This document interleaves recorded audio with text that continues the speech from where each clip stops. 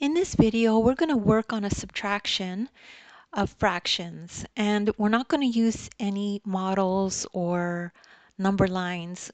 This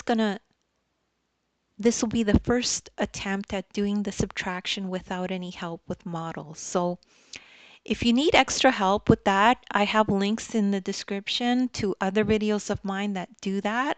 So if you need that as a refresher, go and take a look. So what if we have a problem like this that says subtract 3/8 minus 1/8? So what you need to remember is notice that the denominators are the same, okay? 8 and 8.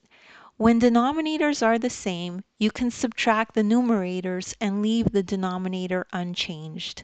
So that is the basic trick for these kinds of fraction subtractions, okay? So we just have to subtract 3 minus 1, which is 2, and then we put the denominator. So what we notice is that we can reduce 2/8 even further. 2 can be divided into 2 and 8. So we need to get this fraction into lowest terms. So we go ahead and do that division, right? So 2 fits into 2 once, 2 fits into 8 4 times.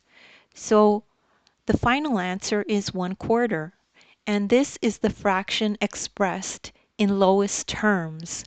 Okay, so don't worry if you don't get that right away. Anyone can do math. There's nothing wrong with repetition. You could just rewatch the video.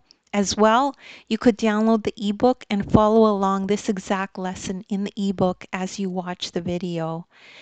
Please make sure to like and subscribe, and thank you so much for listening.